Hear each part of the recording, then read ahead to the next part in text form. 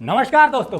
केजरीवाल ने पंजाब जीतने के साथ ही एक ही झटके में तीसरे मोर्चे के प्रधानमंत्री पद के उम्मीदवारों को पीछे छोड़ दिया है। अक्सर तीसरे मोर्चे की बात होती रहती थी।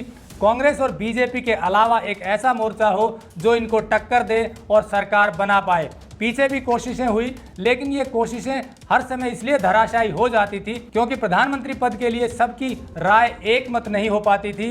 इन तीसरे मोर्चे में जो संभावित अपने आप को प्रधानमंत्री पद के दावेदार बता रहे थे, उनमें पहले तो मुलायम सिंह यादव होते थे। हालांकि अब अखिलेश यादव इस मंशा को पाल रहे होंगे। इसके बाद ममता बनर्जी है, कहीं शरद पवार हैं और इधर चंद्रशेखर राव हैं, पहले नीतीश कुमार भी थे। ऐसे कई नेता थे जो तीसरे मोर्चे की सरकार बनने का ख्वाब पालकर प्रधानमंत्री पद पाने की इच्छा रखते थे।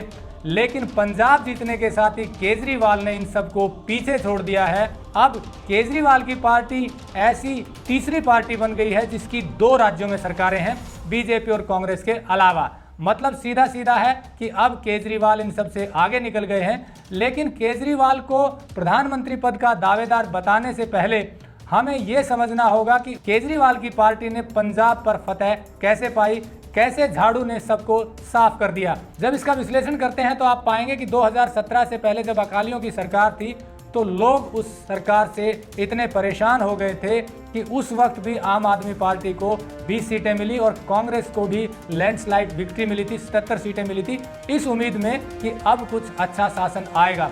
आप ये समझिए, जब किसी परिवार की पार्टी होती है तो अक्सर उससे जनता कुछ समय बाद इसलिए परेशान हो जाती है क्योंकि उसके जो कार्यकर्ता हैं उन पर पार्टी का कंट्रोल नहीं होता और वो कार्यकर्ता जो काम करते हैं राज्य में उससे जनता परेशान हो जाती है। उसमें गुंडागर्दी, अव्यवस्था और कई चीजें होती हैं। ऐसा ही अखिलेश की पार्टी का हुआ। जब 2017 से पहले उसकी सरकार थी तो अराजकता अपने चरम पर थी। ये इसलिए होता है क्योंकि व्यक्तिगत परिवार की जो पार्टियां होती हैं वो वर्कर के भरोसे चलती हैं। पूरा दारोमदार उनका कार्यकर्ताओं पर होता है और कार्यकर्ताओं को वो नाराज नहीं करना चाहती। इसलिए छोटे से छोटा कार्यकर्ता भी कई बार पुलिस के एसएचओ या सीडीओ को धमकाता हुआ उत्तर प्रदेश में पाया गया। तो इसी तरह से पंजाब में भी व्यक्तिगत पार्टी से जनता परेशान थी। इस उम्मीद में उसने कांग्रेस को चुना, लेकिन अमरिंदर सिंह उनकी उम्मीदों पर खरा नहीं उतर पाए। इसे ऐसे समझिए कि जब बीजेपी और अकाली की कोalition गवर्नमेंट 2017 में गई तब राज्य पर 1,30,000 करोड़ का कर्ज था पंजाब के ऊपर। लेकिन अब कांग्रेस की सरकार गई है तो 2,70,000 करोड़ का कर्जा पंजाब पर चढ़ गया है। और इसकी हालत ये देखिए कि 3 मुख्य मदों पर ही इसमें से 85% पैसा खर्च हो गया है। पहला तनख्वाह देने पर, दूसरा पेंशन पर और तीसरा जो इतना भारी भरकम कर्ज है उसका ब्याज देने पर। मतलब 85% पैसा तो इन 3 मदों में खर्च हो गया, तो 15% में कितने विकास कार्य होंगे आप समझ सकते हैं। दूसरा पंजाब में मुद्दा था नशे का, बेरोजगारी का। और एक और बता दें आपको कि पंजाब में अभी भी 29% तक जो अर्थव्यवस्था है वो कृषि पर आधारित है, जबकि देश का औसत 17% के आसपास है। मतलब ये है कि उद्योग ज़्यादा फले फूले नहीं हैं। सर्विस इंडस्ट्री भी वहाँ पर इतनी ग्रो नहीं कर पाई है, जबकि सबसे ज़्यादा सर्विस इंडस्ट्री का रेशो आता है 50% से ऊपर। उसके बाद इंडस्ट्री का, फिर ट्रेडिंग का और फिर कृषि का। लेकिन यहाँ अभी भी कृषि 29% पर है। मतलब सीधा सीधा ये है कि कृषि की आय घट रही है, उसका रेशो तो ज़्यादा है, इसीलिए इनकम किसानों की बढ़ नहीं पा रही है। इन्हीं सभी समस्याओं से परेशान होकर जनता ने आम आदमी पार्टी को मौका दिया है, क्योंकि केजरीवाल ने वहां पर ये जताया कि दिल्ली का मॉडल वो वहां पर लागू करेंगे। और दिल्ली का मॉडल क्या था? सीधा सीधा आम जनता को हिट करने वाला था, जिसमें बिजली, पानी, स्वास्थ्य और शिक्षा, इन चारों चीज़ों पर फोकस किया। विशेषकर बिजली, स्वास्थ्य और शिक्षा पर 300 यूनिट तक फ्री कर दी। आम आदमी के लिए, जो गरीब आदमी है उसके लिए बड़ी राहत होती है। और उसके बाद स्वास्थ्य पर काम किया और सबसे बढ़कर शिक्षा पर काम किया। सरकारी स्कूलों की व्यवस्था सुधारी और गवर्नेंस में भी कुछ बदलाव किया। इन सब का ही नतीजा था कि दिल्ली में केजरीवाल की सरकार रिपीट हुई और यही मॉडल पंजाब को दिखाया गया। मेहनत की और एक और बात की केजरीवाल ने, वहाँ बिजली फ्री करने के वादे के साथ साथ 300 यूनिट बिजली फ्री करने का जो वादा किया, उसके साथ साथ ये भी वादा किया कि 1,000 रुपये प्रति महिला को दिया जाएगा प्रति महीने। यानी कि ये घोषणा भी बड़ी काम कर गई। और सब बातों को मिलाकर जनता ने सोचा कि फायदा भी है, प्रशासन भी बढ़िया है, करप्शन भी कम है, तो इसीलिए एक मौका केजरीवाल की पार्टी को मिलना चाहिए। अब अगला सवाल ये है कि पार्टी लैंडस्लाइड विक्ट्री से जीत तो गई है, लेकिन चैलेंज यहीं से शुरू हुआ।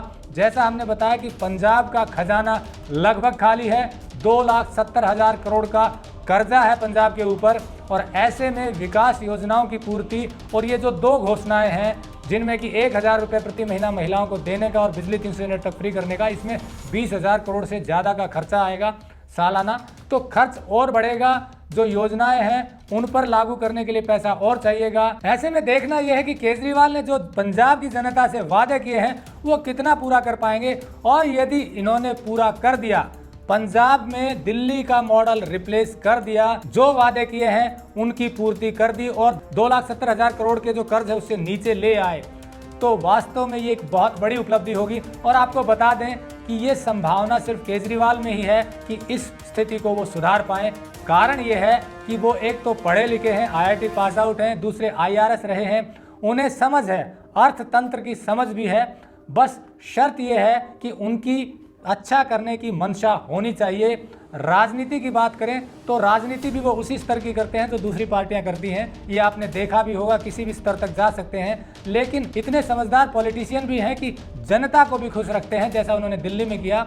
तो अगर पंजाब की जनता को उन्होंने खुश कर दिया और 5 साल बाद दोबारा रिपीट हुए, तो फिर उन्हें कांग्रेस का विकल्प बनने से कोई नहीं रोक पाएगा, क्योंकि कांग्रेस अभी बहुत कमज़ोर हालत में है और केजरीवाल कांग्रेस को रिप्लेस करते जा रहे हैं। तो ऐसे में लबोलबाब यही है कि पंजाब के चैलेंज को पार करते हुए यदि आम आदमी पार्टी ने वहां पर अच्छा शासन दिया, तो ये पंजाब के लोगों के लिए तो अच्छा होगा ही, एक बेहतरीन विकल्प भी देश को मिलेगा। भारतीय जनता पार्टी की लहर है, चारों तरफ अभी प्रधानमंत्री मोदी का वर्चस्व है, लेकिन अच्छा विपक्ष भी जरूरी होता है। अच्छे लोकतंत्र, स्वस्थ लोकतंत्र के लिए विपक्ष का मजबूत होना बेहद जरूरी है।